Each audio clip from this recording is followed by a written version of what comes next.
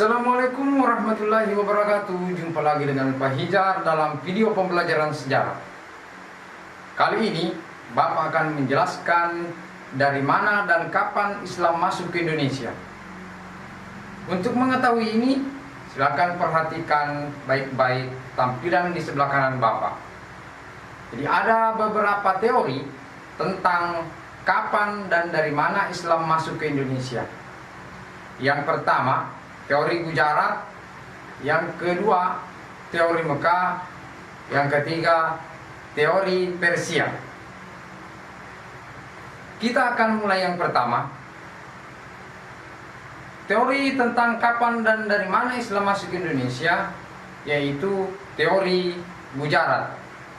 Menurut teori ini, menyatakan bahwa agama Islam yang masuk ke Indonesia pada abad ke-13 Masehi dibawa oleh para pedagang dari Gujarat, India.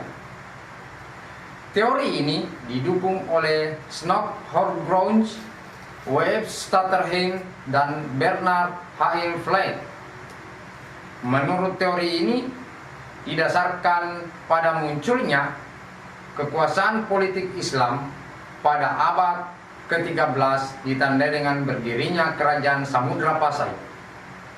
Hal ini didasarkan pada temuan berupa nisan Sultan Malik As-Saleh yang berangkat tahun 1297. Teori ini diperkuat dengan keterangan dari Marco Polo, seorang kebangsaan dari Italia yang pernah singgah di Perlak pada tahun 1292, menyatakan bahwa di Perlak telah banyak penduduk yang beragama Islam dan banyak pedagang India yang menyebarkan Islam. Jadi seperti itulah teori Gujarat.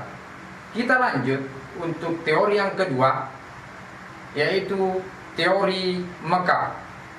Teori ini lahir sebagai teori untuk menyangga teori sebelumnya, yaitu teori Gujarat, yang menyatakan bahwa Islam masuk ke Indonesia diperkirakan pada abad ke-7 dibawa oleh para pedagang dari Arab.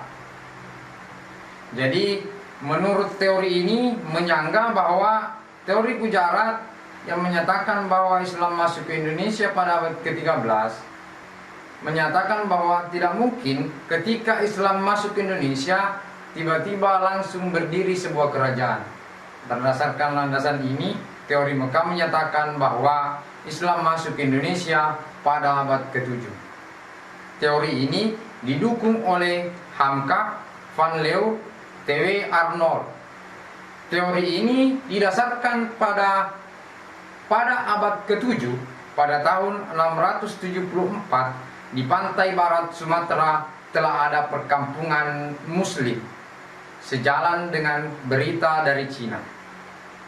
Kerajaan Samudra Pasai yang menganut mazhab Syafi'i sama dengan yang berkembang di Mekah dan Mesir pada saat itu. Teori yang ketiga yaitu teori Persia.